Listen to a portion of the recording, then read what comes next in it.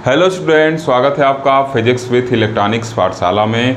आज के इस लेक्चर में हम लोग क्लासिकल मैकेनिक्स में जो यूनिट 3 स्टार्ट किए हैं हैमिल्टोनियन फार्मूलिज्म, उसी हैमिल्टोनियन फार्मूलिज्म में आपके सिलेबस में देखिएगा मेंशन एक topic simple example based on Hamiltonian. ठीक, तो उसी एग्जांपल को आज हम लोग पढ़ेंगे। मतलब इसमें हम लोग क्या करेंगे, कुछ ऐसे एग्जांपल लेंगे जिसको हैमिल्टोनियन के हेल्प से सॉल्व करने का कोशिश करेंगे। जैसा कि आप देखे थे लाग्रेंजियन के हेल्प में भी हम लोग कुछ एग्जांपल लिए थे और उसको लाग्रेंजियन के हेल्प से क्या किए थे, सॉल्व किए थे। और सबसे पहले और सबसे आसान एग्जाम्पल जो लाग्रेंजियन में लिए थे वो क्या था, सिंपल पेंडुलम था। सिंपल पेंडुलम के लिए हम लोग लाग्रेंजियन के हेल्प से equation of motion find out किए थे और उसके बाद उसका टाइम पीरियड और फ्रीक्वेंसी को क्या किए थे, फाइंड आउट किए थे। ठीक, और उसी सिंपल पेंडुलम को हम लोग ओल्ड क्लासिकल मैकेनिक्स में जो हम लोग कहाँ पढ़े हैं, बीएससी फर्स्ट सेम में मैकेनिक्स में पढ़े हैं, उसमें हम लोग क्या किए थे, उसी सिंपल पेंडुलम के लिए न्यूटोनियन मैकेनिक्स के हेल्प से भी क्या किए थे, equation of motion find out किए थे और क्या किए थे, टाइम पीरियड वगैरह निकाले थे। अब बारी है उसी सिंपल पेंडुलम का हैमिल्टोनियन के हेल्प से equation of motion find out करना तथा साथ ही साथ उसके टाइम पीरियड, फ्रीक्वेंसी, इन सब चीज़ों पे चर्चा करना। तो आप देखिएगा जैसे आप न्यूटोनियन मैकेनिक्स के हेल्प से डिफाइन कर ले रहे थे सिंपल पेंडुलम को, फिर आप लाग्रेंजियन के हेल्प से भी डिफाइन कर लिए सिंपल पेंडुलम को। अब देखिएगा आप हैमिल्टोनियन के हेल्प से भी क्या करेंगे, सिंपल पेंडुलम को आसानी से डिफाइन कर ले जाएंगे। मतलब अगर कोई सिंपल पेंडुलम दिया है और उसके लिए कहे कि आप इक्वेशन ऑफ मोशन लिखिए, तो वो जो इक्वेशन ऑफ मोशन आएगा वो हुबहू वही आएगा जो आपको न्यूटोनियन मैकेनिक्स के हेल्प से मिलता था। ठीक, ये जो इक्वेशन हम लोग लिखेंगे ये जनरलाइज कोऑर्डिनेट के फॉर्म में लिखेंगे, जैसे कि हम लोग लाग्रेंजियन के हेल्प से जब सिंपल पेंडुलम सॉल्व किए थे तो उसको क्या किए थे, जनरलाइज कोऑर्डिनेट के फॉर्म में लिखे थे। ठीक, क्योंकि जब हम चीज़ों को पढ़ रहे हैं जनरलाइज कोऑर्डिनेट पढ़ लिए हैं, हमको जब बीएससी फर्स्ट सेम में थे सिंपल कोऑर्डिनेट के बारे में बस जानकारी रहती थी तो वहाँ पे हम लोग एक्स वाई जेड ये सब यूज करते थे। लेकिन अब तो हम लोग को एक जनरलाइज कोऑर्डिनेट के बारे में जानकारी हो चुकी है, तो हम लोग का अब ये अधिकार बनता है कि हम लोग उसको यूज करें।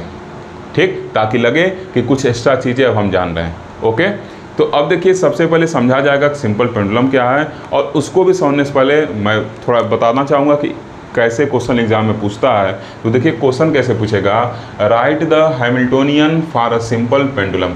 ठीक, and deduce its equation of motion, और आगे कह सकता है कि also find the time period of simple pendulum या फ्रीक्वेंसी जो कहे। तो टाइम पीरियड और फ्रीक्वेंसी तो आसानी से निकाल लेंगे अगर आपको इक्वेशन ऑफ मोशन मिल जाता है तो। ठीक, तो ऐसे क्वेश्चन करके एग्जाम में पूछा जा सकता है। ओके, और ऐसे पूछता भी है। ये देखिए जो हैमिल्टोनियन आप पढ़ रहे हैं ये पहले बीएससी में नहीं हुआ करता था, ये पहले एमएससी में हुआ करता था।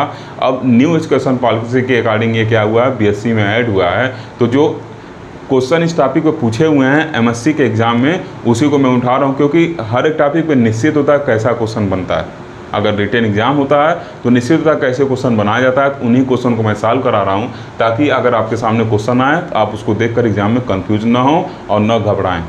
क्लियर?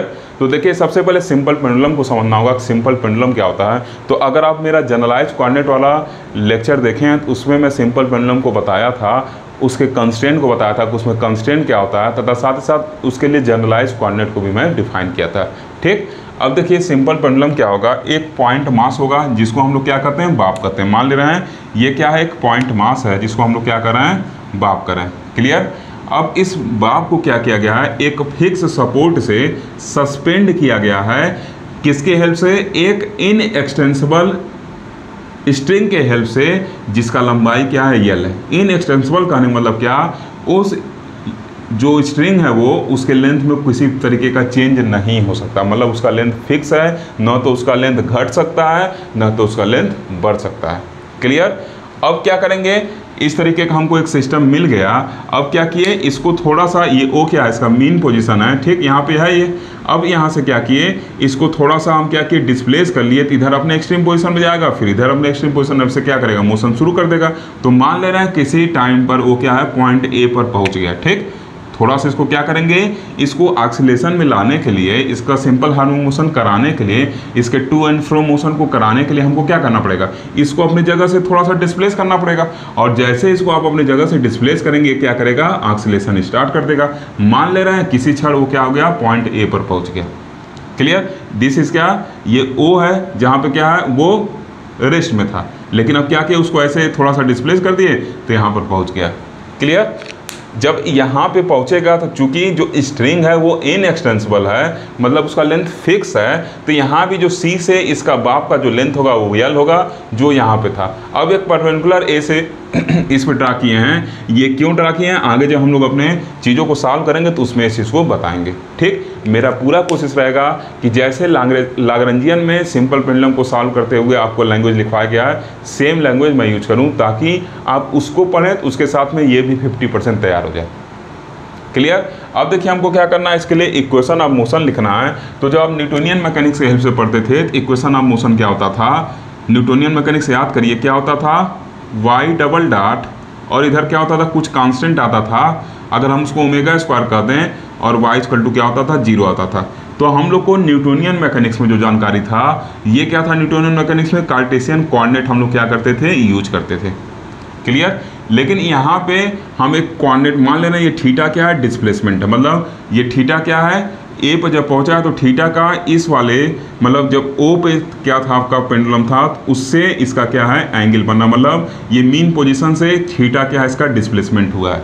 क्लियर? तो अब देखिए ये तो हम लोग कोऑर्डिनेट वहाँ यूज़ करते थे यक्स, आप चाहे आप इसको यक्स के टर्म में भी लिख सकते हैं, आपके सर लोग बताए होंगे कि इसको यक्स के टर्म में भी लिख सकते हैं। लेकिन अब देखिए अब यहाँ हम क्या यूज करेंगे, जनरलाइज कोऑर्डिनेट यूज करेंगे, मतलब इस यक्स या वाई को हम क्या करेंगे, थीटा से रिप्लेस करेंगे। तो क्या होगा, हम लोग का इक्वेशन ऑफ मोशन कुछ ऐसे मिलेगा, प्लस ओमेगा स्क्वायर और ये क्या होगा, थीटा इक्वल टू 0, मतलब ऐसे हम लोग का क्या होगा, कुछ इक्वेशन ऑफ मोशन मिलेगा। इस ओमेगा स्क्वायर या इस ओमेगा स्क्वायर की जगह क्या होगा, कोई और वैल्यू हो सकता है जो क्या होगा, कांस्टेंट होगा।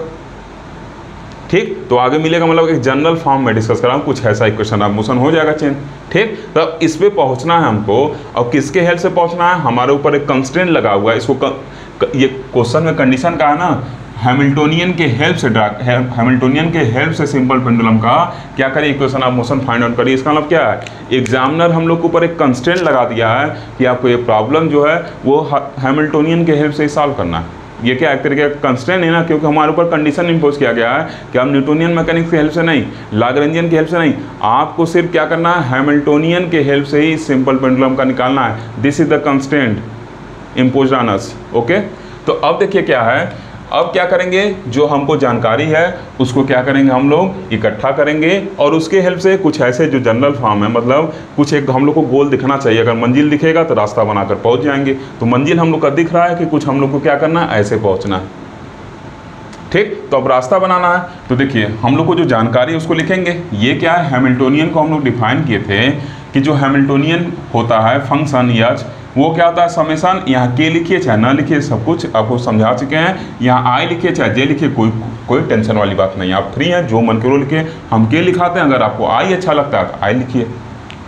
अब देखिए ये के का वैल्यू क्या है, जहाँ से P1 से लेकर, अगर मान लीजिए 10 कोऑर्डिनेट यूज़ कर रहे हैं हम P1, अब ऐसे समझिए मोमेंटम और ये पोजीशन कोऑर्डिनेट जो है हम 10 यूज कर रहे हैं, के का वैल्यू क्या होगा, 1 से लेकर 10 तक होगा। तो समेशन का लिमिट है, बस के मैं जनरली यहाँ लिख दिया, अब नहीं लिखेंगे तब भी काम चल जाएगा। ठीक, अब देखिए यहाँ पे पी के Q K dot minus L एक जानकारी हम लोग को है, दूसरा जानकारी क्या है, हैमिल्टन कैनोनिकल इक्वेशन है, ये दो इक्वेशन ये हम लोग को जानकारी है, ये सब हम लोग डिराइव कर चुके हैं। ठीक, मतलब ये सब हम लोग के पास जानकारी है। अब देखिए यहाँ पर जो हम लोग जनरलाइज कोऑर्डिनेट और जनरलाइज मोमेंटम माने हैं, तो यहाँ पे जनरलाइज कोऑर्डिनेट हम लोग क्या माने हैं, क्यू के माने हैं, और जनरलाइज मोमेंटम क्या, इसके करस्पॉन्डिंग जो क्या होता है, कंजुगेट मोमेंटम होता है। ठीक, ये देखिए जो मैं यहाँ पी यूज कर रहा हूँ ये सब स्मॉल पी है। ठीक, आप जैसे स्मॉल पी बनाते होंगे वैसे ही बनाइएगा। ठीक, और यहाँ इसके करस्पॉन्डिंग जो जनरलाइज मोमेंटा है वो क्या है, पी के है। लेकिन ये तो हमने मन से क्यों Q2 माने थे।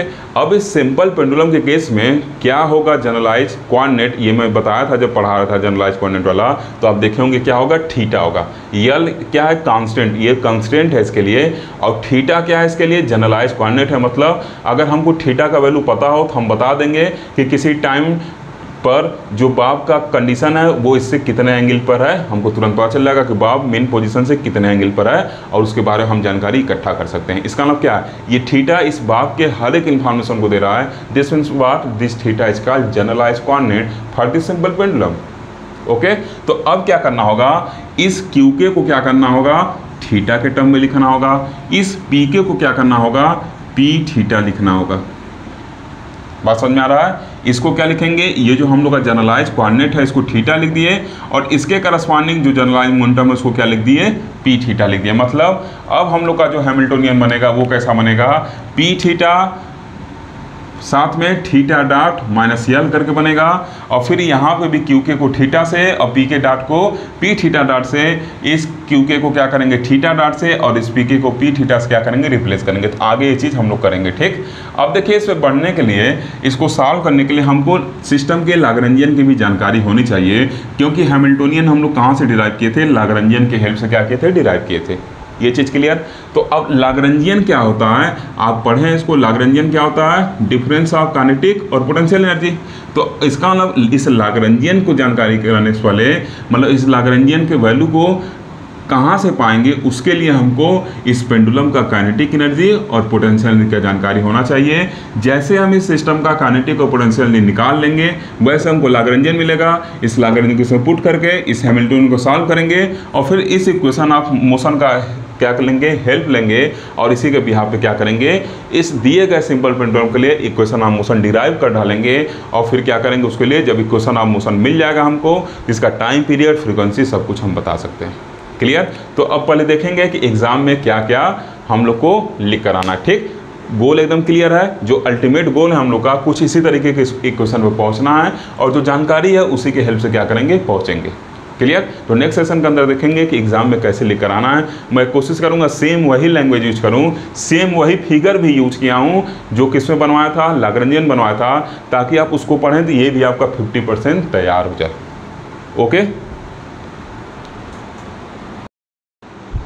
ओके स्टूडेंट, तो देखिए अब आंसर डाल के एग्जाम में कैसे लिखना है उसको हम लोग देखेंगे।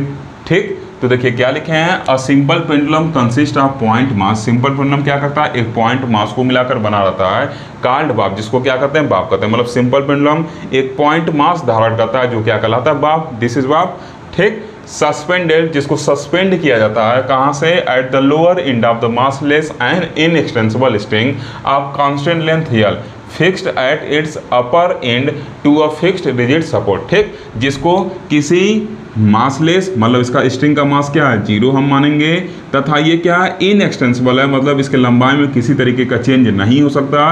चेंज नहीं होने का मतलब क्या है, न तो इसका लंबाई बढ़ सकता है न तो इसका लंबाई घट सकता है। ये क्या फिक्स है। उस पर क्या किया गया, इसके लोअर एंड पर इस बाप को लगाए हैं और जो स्ट्रिंग है ये क्या है, अपर एंड क्या है, इसका अपर एंड क्या है, फिक्स है। ठीक, एक रिजिड सपोर्ट से जो क्या है 0.6 इसको दिखाएं, वो हम लिख दिए।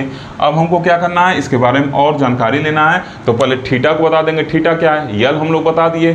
ठीक, अब थीटा को बता दे रहे हैं तो लिखेंगे let theta be the angle made by bob at any instant T. Theta क्या है, किसी एक इंस्टेंट टी पर जब बाब हमारा ए पर पहुंचा है तो क्या है, एक एंगल है जो मेड किया जा रहा है, किससे किया जा रहा है, विथ इट्स मीन पोजीशन। जो इसका मीन पोजीशन था जब बाब क्या था आपका रेस्ट में पड़ा हुआ था, या फिर जब पोजीशन मोशन करते टाइम यहाँ पर आ रहा है तो क्या कहेंगे, इसको मीन पोजीशन कहेंगे। ठीक, तो यहाँ क्या है, इस मीन पोजीशन से इस बाब का किसी टाइम टी पर क्या है, ये थीटा एंगल बन रहा है। तो वही लिखें let theta with angle made by bob at any instant T with its mean position OC से। ठीक, इतना चीज़ क्लियर। अब लिखें kinetic energy of pendulum is given by, जब जाहिर सी बात है जब ये मोशन में रहेगा तो इसके अंदर कुछ ना कुछ क्या होगी, वेलोसिटी होगी। तो उसको कैसे लिखेंगे, T equal to half M V square से, दिस इज इक्वेशन फर्स्ट। ठीक, इसको इक्वेशन फर्स्ट कर दिया हम। अब देखिए इस भी के बारे में जानकारी जुटाना है। तो इस भी के बारे में जानकारी जुटाना है तो यहाँ पे हम क्या किए हैं, यस लिखे हैं। ये यस क्या है, जो स्मॉल एस लिखे हैं, ये ओ से ए का जो डिस्प्लेसमेंट है उसको स्मॉल एस बता रहा है कि ओ से यस का कितना डिस्प्लेसमेंट है, ओ से ए तक कितना बाब डिस्प्लेस किया वो बता रहा है। ठीक, और जो बाब है वो मोशन कैसे कर रहा है, एक आर्क के फॉर्म में कर रहा है, ये लीनियर नहीं है ऐसे सीधा। ठीक, ये क्या कर रहा है, देखिए एक आर्क बन रहा है ना, अगर इसको हम पूरा अगर ऐसे रोटेट कर दे क्या होगा, एक सर्किल कंप्लीट कर देगा। अगर ऊपर से ले जाकर क्या करें, इस स्ट्रिंग की जगह क्या करें, एक फिक्स रॉड लगा दें तो क्या करेगा, पूरा एक सर्किट कंप्लीट कर देगा। ठीक, तो इसको हम क्या कर सकते हैं, आर्क कर सकते हैं। ठीक, तो इसका जो लेंथ है उसको मान लेना आर्क का क्या है, यस है। तो यहाँ से हमको क्या करना पड़ेगा, कुछ जानकारी जुटाना पड़ेगा वेलोसिटी को निकालने के लिए। तो हम क्या लिखे हैं, angle equal to arc upon radius होता है। एंगल कितना है, थीटा है। ठीक, अब जब इस कंप्लीट करेंगे क्या होगा, एक सर्किल बनाएगा और सर्किल का रेडियस कितना होगा, यल होगा। तो यल को हम रेडियस कर सकते हैं। तो angle equal to arc upon radius, radius is what length of string, तो क्या हो जाएगा S upon L. S is what displacement from O to A, ठीक। तो थीटा इक्वल टू क्या है यस अपॉन यल, तो यस क्या होगा यल थीटा के बराबर होगा। अब हमको डिस्प्लेसमेंट मिल गया है, तो अगर सिस्टम में डिस्प्लेसमेंट मिल गया है तो उसी का टाइम के रिस्पेक्ट में चेंज अगर निकाल लें, मतलब rate of change of displacement क्या होता है वेलोसिटी कहलाता है। तो इसी का अगर टाइम के रिस्पेक्ट में हम क्या करें रेट इसका देख लें क्या है, तो हमको वेलोसिटी मिल जाएगा। और उस वैल्यू को क्या करेंगे क्वेश्चन नंबर फर्स्ट में जो v का वैल्यू वहाँ पुट कर देंगे तो हमको काइनेटिक एनर्जी मिल जाएगा।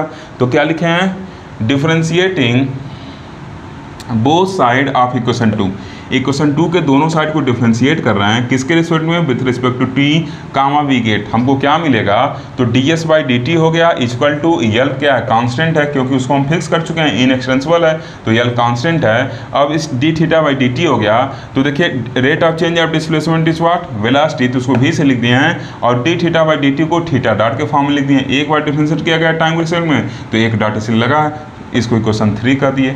अब क्या करेंगे इस इक्वेशन 3 से जो वैल्यू मिला v का उसको लेकर इक्वेशन फर्स्ट में पुट करेंगे तो हम लोग को काइनेटिक एनर्जी मिल जाएगा जो हम लोग का जनरलाइज क्वांटिटी है उसके फॉर्म में। देखिए थीटा क्या था जनरलाइज क्वांटिटी था, उसी के फॉर्म में क्या हो गया हम लोग को अब काइनेटिक एनर्जी मिल गया है। तो ये क्या हो जाएगा इस v के जगह यल थीटा डॉट पुट करेंगे तो ये v क्या है स्क्वायर के फॉर्म में है तो यल स्क्वायर और थीटा डॉट स्क्वायर हो जाएगा। तो इसका मतलब जो काइनेटिक एनर्जी होगा वो half ml square theta dot के स्क्वायर के बराबर हो गया।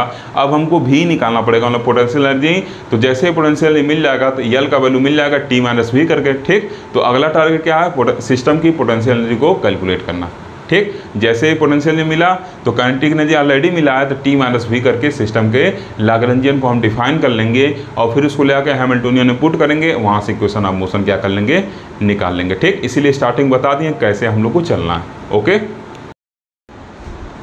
ओके स्टूडेंट, देखिए हम लोग लास्ट सेशन में काइनेटिक एनर्जी का वैल्यू फाइंड आउट कर लिए थे और इक्वेशन नंबर 4 बनाए थे, इसको मैं किनारे नोट कर लिया हूँ। अभी आगे इसको यूज करना है इस वजह से नोट किया हूँ, ठीक।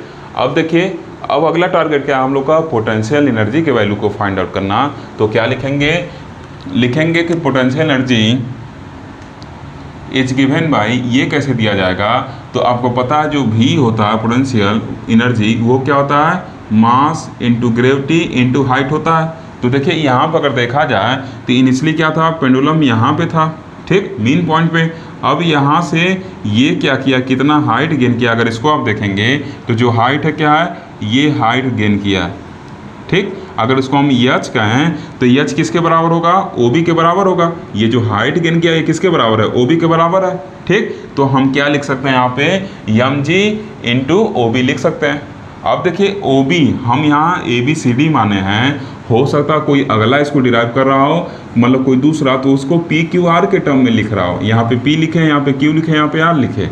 तो इसका मतलब क्या है ये जो ABCD ये क्या है आर्बिट्रेरी कॉन्स्टेंट है ना, कोई PQR यूज़ कर सकता है कोई ST भी यूज़ सकता है कोई कुछ भी यूज़ कर सकता है। तो हमको जितने भी डेटा होते हैं मतलब जितने भी वैल्यू हैं सबको एक नॉन क्वांटिटी के टर्म में डिफाइन करना पड़ता है। मतलब जो यल है और थीटा है इसके टर्म में चीज़ों को डिफाइन करना है। यल क्या है कांस्टेंट है और थीटा क्या है आपका ये डिस्प्लेसमेंट है। तो हमको OB से काम नहीं चलेगा, इस दिए गए वैल्यू को जो हाइट गेन कर रहा है उसको यल थीटा के टर्म में बताना पड़ेगा। तो उसके लिए अब हम क्या किए पहले तो हाइट निकालना था तो A से क्या किए हैं इस वाले पर एक परपेंडिकुलर ड्रा किए हैं जो जिसको पॉइंट B नाम दिए हैं। तो वहाँ से पता चल गया कि H is equivalent to OB, clear. अब OB का वैल्यू यल और थीटा के टर्म में निकालना क्या रास्ता है, अगर आप देख रहे होंगे तो जो OC है वो किसके बराबर है ये BC प्लस BO के बराबर है।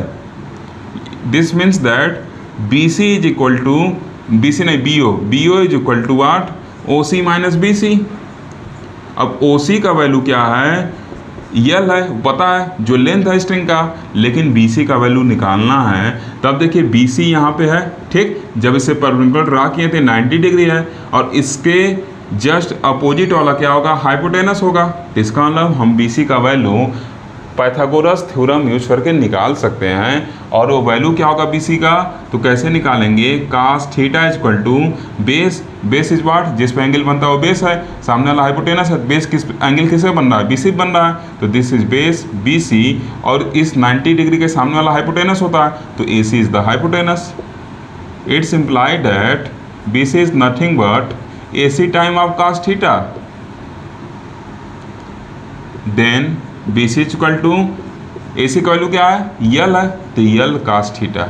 This means that BO is equal to BO या OB जो कहिए is equal to L minus L time of cos theta. तो वही चीज़ लिखा गया है। अब देखिए वही चीज़ यहाँ पे यूज किए हैं। OB को क्या किए हैं, कुछ ऐसे लिख सकते हैं जो मैं समझाया हूँ यहाँ पे, ठीक। OB लिखे चाहे BO लिखे, बात एक ही है, ठीक। तो ये OC माइनस CB कर दिए हैं, ठीक। अब फिर यल माइनस यल cos थीटा लिखे हैं, इसको कहाँ से आया मैंने यहाँ पे दिखा दिया। अब क्या किए, यल इसमें भी है यल इसमें भी है, तो यल कॉमन ले लिया, तो क्या बचा 1 माइनस cos थीटा बचा। अब देखिए ये हम लोग को पोटेंशियल एनर्जी का फॉर्मूला बच गया। अब इससे ज़्यादा छोटा नहीं हो सकता, तो इसको हम लोग इक्वेशन नंबर 5 कर दिए। और इक्वेशन 4 में ऑलरेडी हम लोग काइनेटिक एनर्जी निकाले हुए हैं, तो हमको पता है कि जो लाग्रेंजियन है, क्यों लाग्रेंजियन निकालना है, क्योंकि हैमिल्टोनियन फंक्शन में यल का वैल्यू पुट करना है। तो क्या लिखेंगे, we know that Lagrangian of the system is L is equal to T minus V. Clear, T का वैल्यू 4 से उठाएंगे और भी का वैल्यू 5 से उठाएंगे और लाकर 6 में पुट कर देंगे, तो क्या हो जाएगा L is equal to half M L square theta double dot theta dot square sorry theta dot square minus M G L 1 minus cos theta. अब यहाँ पे हम लोग को क्या मिल गया, लाग्रेंजियन मिल गया। तो मतलब जो हम लोग हैमिल्टोनियन ये लिखते थे, जो हैमिल्टोनियन लिख रहे थे, उसका एक पार्ट मिल गया। अब इसके बारे में चर्चा करना बाकी है, और जैसे ये मिल जाएगा तुरंत हम लोग इक्वेशन ऑफ मोशन का हेल्प लेंगे और इसके लिए इक्वेशन ऑफ मोशन लिख डालेंगे, ठीक। तो अब इसके आगे क्या करना है उसको देखेंगे नेक्स्ट सेशन के अंदर। ओके स्टूडेंट, देखिए हम लोग को इक्वेशन 7 तक मिल चुका था। अब हम लोग को क्या करना है, जो हम लोग का ये रिजल्ट था जो हम लोग सॉल्व किए थे फर्स्ट लेक्चर में, क्या था, हैमिल्टोनियन फंक्शन को जब निकाले थे तो उसके रिजल्ट की बात कर रहे हैं। पी के क्यू के माइनस यल था, ठीक, यहाँ ऐसे कुछ था। क्लियर, तो अब देखिए यल मिल गया है। अब क्या करना है, इसको सॉल्व करना आगे थोड़ा सा, ठीक। तो यहाँ पे चूंकि एक ही कोऑर्डिनेट की बात कर रहे हैं, इस वजह से इस एच को क्या लिखेंगे P, और वो कोऑर्डिनेट कौन सा है, थीटा है, तो क्या लिखेंगे P थीटा, और ये क्या हो जाएगा, यहाँ क्या था, डॉट था, ठीक। तो P theta theta dot minus L हो जाएगा, ठीक। क्यू के जगह क्या हम यूज़ करेंगे, थीटा यूज़ कर रहे हैं, तो क्यू के डॉट के जगह क्या हो जाएगा, थीटा डॉट हो जाएगा, और पी के जगह क्या हो जाएगा, पी थीटा माइनस एल। अब हमको क्या करना है, पी थीटा का वैल्यू निकाल के लाकर यहाँ पुट करना है, ठीक। तो उसके लिए पहले हम क्या किए, पी थीटा को सॉल्व कर लिए, तब वहाँ पर गए। देखिए अगर इधर आप देख रहे होंगे तो यहाँ पर क्या लिखे हैं, we know that P K equal to curly L over curly Q K dot. ये हम लोग जब ये रिलेशन निकाले थे तो उसमें ये चीज़ पाए थे, ठीक। तो यहाँ से क्या हो जाएगा, P theta equal to curly L over curly theta dot, ये के की जगह थीटा और क्यू के जगह क्या है, थीटा डॉट है, क्यू के डॉट जगह, क्यों, क्योंकि बता दिए हैं यहाँ पे जो जनरलाइज कोऑर्डिनेट है वो क्या है, थीटा है, ठीक। अब देखिए इसको डिफरेंशिएट कर रहा है विथ रिस्पेक्ट टू थीटा, तो हमको क्या मिल रहा है, curly L over curly theta dot, ठीक, इक्वेशन 7 को, क्योंकि हमको ये वैल्यू चाहिए पी थीटा का, तो अब इक्वेशन 7 को क्या कर रहे हैं, डिफरेंशिएट कर रहे हैं, ठीक। किसके रिस्पेक्ट में कर रहे हैं, थीटा डॉट के रिस्पेक्ट में कर रहे हैं, तो क्या मिलेगा, curly L over curly theta dot equal to क्या हो जाएगा, यहाँ पे हाफ है, ये क्या हो गया आपका एम एल स्क्वायर, ये थीटा डॉट स्क्वायर का 2 थीटा डॉट हो जाएगा, और इसमें देखिए थीटा डॉट कहीं है ही नहीं, तो ये पूरा क्या हो गया आपका 0 हो जाएगा, ठीक। तो डायरेक्ट मैं ये लिखा हूँ, अब 2 से 2 कैंसिल हो गया, तो curly L over curly theta dot का वैल्यू मिल गया। अब इस वैल्यू को उठा के क्वेश्चन 8 में पुट कर देंगे, पी थीटा मिल जाएगा, ठीक। तो यहाँ से पी थीटा मिल गया। अब देखिए हम लोग को Hamiltonian H of the system पता है कैसे दिया था, कुछ ऐसे दिया था। समेशन क्यों नहीं लगाए हैं, क्योंकि बस एक ही कोऑर्डिनेट यूज कर रहे हैं। यहाँ समेशन लगाने मतलब क्या था, हम लोग P का वैल्यू P1 P2 से लेके N तक लिखे थे, Pn तक, और Q का वैल्यू भी Q1 से लेके Qn तक लिखते थे, तब समेशन लगाते थे। यहाँ बस एक ही कोऑर्डिनेट है ना, तो समेशन लगाने की जरूरत नहीं है। अब देखिए पी के क्यू के डॉट माइनस यल, अब यहाँ पे क्यू के को थीटा माने हम लोग, और पी के को पी थीटा, क्योंकि कोऑर्डिनेट क्या है, जनरलाइज पॉइंट थीटा है, तो इस वजह से ये क्या हो जाएगा, H equal to P theta theta dot minus L हो गया। अब देखिए पी थीटा का वैल्यू पुट करना था, उसको हम लोग इसीलिए पहले ही क्या किए, इक्वेशन 9 में कैलकुलेट कर कर रखे हुए हैं। पी थीटा का वैल्यू हम लोग को यूज करना था, इस वजह से उसको पहले ही निकाल लिए। आप चाहें तो पहले इसको लिख के तब फिर इसको निकाल लें, तब भी कोई दिक्कत नहीं है, ठीक। हमको इसमें यूज करना था, इस वजह से मैंने पहले निकाल दिया, ठीक। अब इसके आगे क्या करना है, इसको देखा जाएगा नेक्स्ट सेशन के अंदर। ओके स्टूडेंट, तो देखिए हम लोग यहाँ तक पहुँचे थे लास्ट सेशन में, ठीक, इसको क्या मान लिया मैं, इक्वेशन नंबर 10 मान लिया। ठीक, अब देखिए इक्वेशन नंबर 9 में लास्ट सेशन मान लो पी थीटा का वैल्यू कैलकुलेट करके रखे थे, तो इस पी थीटा का वैल्यू इक्वेशन नंबर 9 के हेल्प से और फिर इस यल का वैल्यू इक्वेशन नंबर 7 के हेल्प से अगर हम इक्वेशन नंबर 10 में पुट करें तो एच का वैल्यू हमको कुछ इस तरह मिलेगा। इस पी थीटा की जगह क्या हो जाएगा, M L square theta dot और फिर बाहर क्या है, थीटा डॉट ऑलरेडी है तो वो थीटा डॉट होगा और फिर यल का वैल्यू क्या हो जाएगा, half M L square theta dot square minus M G L 1 minus cos theta हो जाएगा। ठीक, अब देखिए फिर जब इसको आगे सॉल्व करेंगे तो क्या होगा, आगे इसको सॉल्व करने पर ये थीटा डॉट है तो हाफ एच इक्वल टू क्या हो जाएगा, थीटा डॉट है तो क्या हो जाएगा, M L square theta dot square हो गया minus half M L square theta dot square. अब ये माइनस माइनस क्या हो गया, प्लस हो गया। मान लिए कि हम लोग का इक्वेशन नंबर क्या हो गया, 11 हो गया।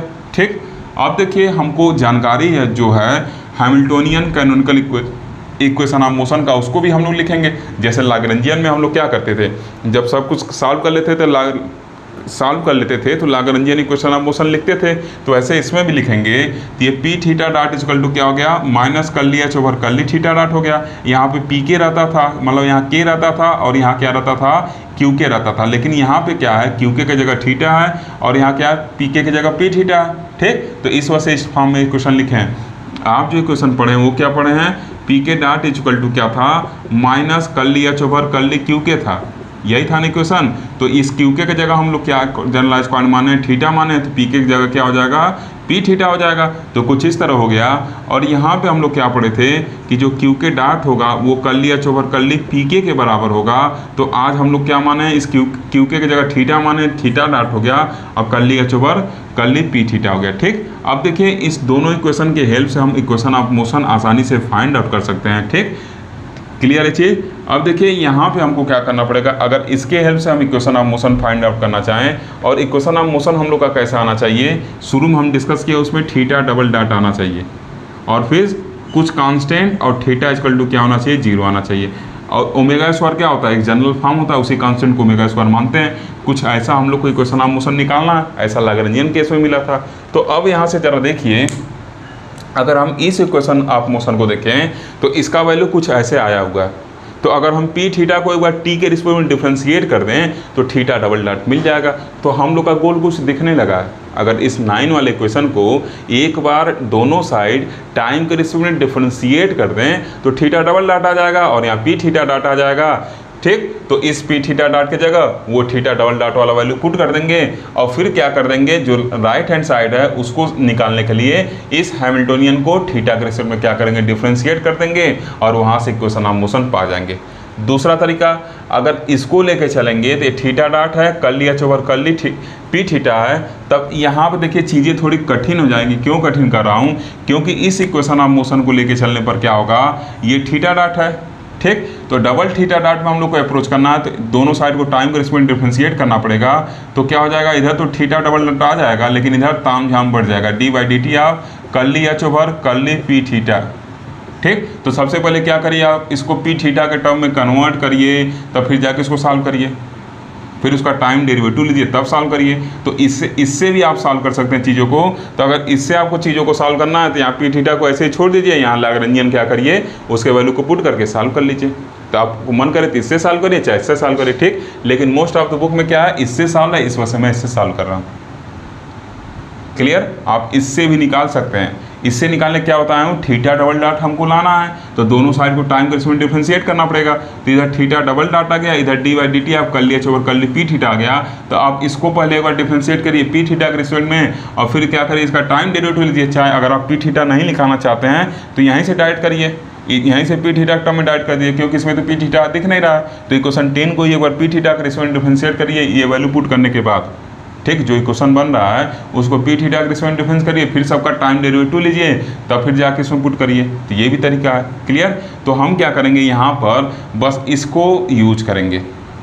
क्या करेंगे, जो ये वाला इक्वेशन है इसको यूज करेंगे। इसको यूज करने का फायदा क्या है, देखिए इक्वेशन नंबर 9 को हम क्या करेंगे, एक बार टाइम को इसमें डिफरेंशिएट कर देंगे तो पी थीटा मिल जाएगा और इधर थीटा डॉट मिल जाएगा। और इस इक्वेशन 11 को क्या करेंगे, एक बार थीटा के रिस्पेक्ट में डिफरेंशिएट कर देंगे और लिया के वैल्यू पुट कर देंगे तो इक्वेशन ऑफ मोशन हमको मिल जाएगा। ओके, तो देखिए अब यहाँ से क्या लिखते हैं, यहाँ से लिखेंगे डिफरेंशिएटिंग, इसके आगे इसको क्या मान रहे हैं हम, इक्वेशन नंबर 12 मान ले रहे हैं, ठीक। Differentiating equation 9 with respect to time T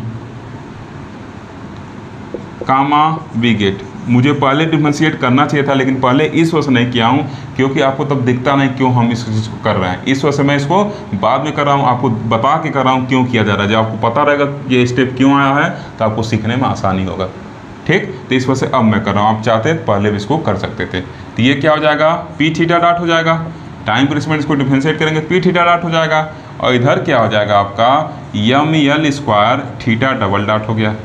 अब इस वैल्यू को क्या करेंगे, using above value in equation 12, पहले इसको नीचे साफ कर देते हैं। इसी इक्वेशन को लेकर मैं चल रहा हूँ, आपको मन करेगा तो आप इससे निकाल लीजिएगा, ठीक। अब क्या करेंगे, लिखेंगे using above value in equation 12 comma we have. अब हम लोग को क्या मिलेगा, यहाँ से जब इसको यूज करेंगे तो पी थीटा डॉट की जगह क्या हो जाएगा, M L square theta double dot is equal to curly H over curly theta, साथ में क्या होगा माइनस होगा। अब देखिए जो हमको रिजल्टेंट में थीटा डबल डॉट लाना इक्वेशन मोशन में वो मिल चुका है। अब बस अगला काम क्या है, इक्वेशन नंबर 11 को थीटा के रिस्पेक्ट में डिफरेंशिएट करना। तो क्या लिखेंगे, नाउ इसको मान ले रहे हैं इक्वेशन नंबर 13। नाउ देखिए कितना आसान है, डिफरेंशिएटिंग, बस आपको गोल दिखना चाहिए कहाँ पहुँचना है। नाउ डिफरेंशिएटिंग इक्वेशन, किस इक्वेशन को, 11 with respect to theta comma we get. अब देखिए इसमें थीटा का कोई टर्म है नहीं, दिस इज लड्डू हो गया है। इसमें थीटा का कोई टर्म नहीं है, ये भी लड्डू बन जाएगा। लेकिन इसमें क्या है, थीटा का टर्म है, तो इसको क्या करना पड़ेगा, सॉल्व करना पड़ेगा। तो जब इसको सॉल्व करेंगे तो क्या हो जाएगा, लेफ्ट हैंड साइड करली एच ओवर करली थीटा हो गया, राइट हैंड साइड क्या होगा, ये देखिए यम जी एल कांस्टेंट है, उसको एज इट इज लिख लेंगे। और यहाँ पे क्या है, 1 है, तो 1 का 0 हो जाएगा थीटा के रिस्पेक्ट में, तो 0 हो गया। और ये क्या होगा, कास थीटा का क्या होगा, माइनस साइन थीटा, तो माइनस माइनस क्या होगा, प्लस हो गया। तो मैं डायरेक्ट लिख दे रहा हूँ, क्या हो जाएगा, M G L sine theta. Clear है, क्या हो गया, M G L sine theta. Okay, अब क्या करेंगे, इसको यूज कर लेंगे, ठीक। तो इसके नीचे जो लिखना है मैं ऊपर लिख रहा हूँ। देखिए लगभग रिजल्ट पे हम लोग पहुँच चुके हैं। आपको मन करेगा तो आप दूसरे इक्वेशन ऑफ मोशन से लेकर सॉल्व कर लीजिएगा, ठीक।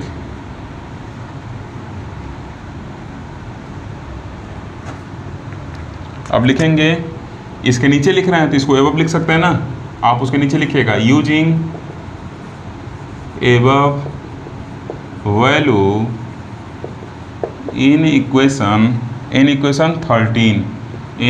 13 कामा वी गेट।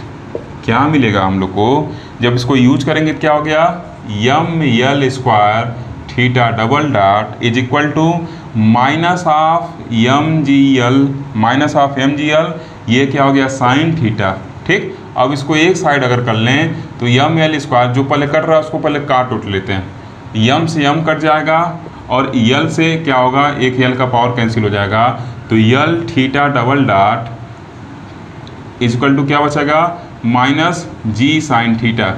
अगर हम क्या करें, यल को नीचे भेजें तो क्या हो जाएगा, ये जी बाई यल हो जाएगा, तो क्या हो जाएगा, theta double dot equal to, sorry plus, इसको इधर लेके चले आ रहे हैं, G by L sine theta is equal to 0।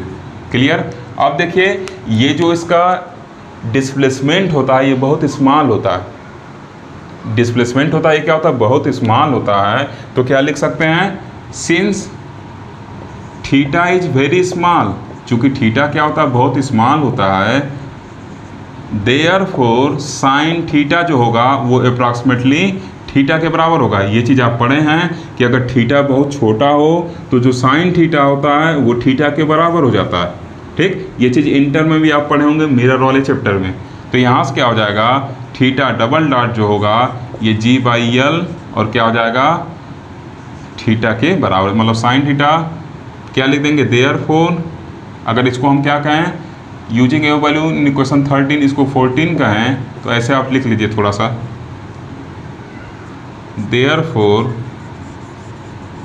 Equation 14 takes the form as, अगर इक्वेशन नंबर मेरा कोई गलत हो जाता है तो आप उसको सही लिखिएगा, ठीक। मैं इरेज कर देता हूँ, तो अगर दिमाग मान लीजिए गलती से मिस्टेक हो जाए तो आप उसको सही करते हुए चलिएगा, उससे कंफ्यूज मत होइएगा, अपने हिसाब से आप इक्वेशन बना लीजिएगा। Therefore equation 14 takes the form as, ठीक, बोर्ड छोटा है इस वजह से इरेज करना मजबूरी है। तो ये क्या हो जाएगा, theta double dot plus g/l, और ये क्या हो गया आपका थीटा। अब देखिए ये इक्वल टू 0, ठीक, यही क्या हो गया, which is required equation of motion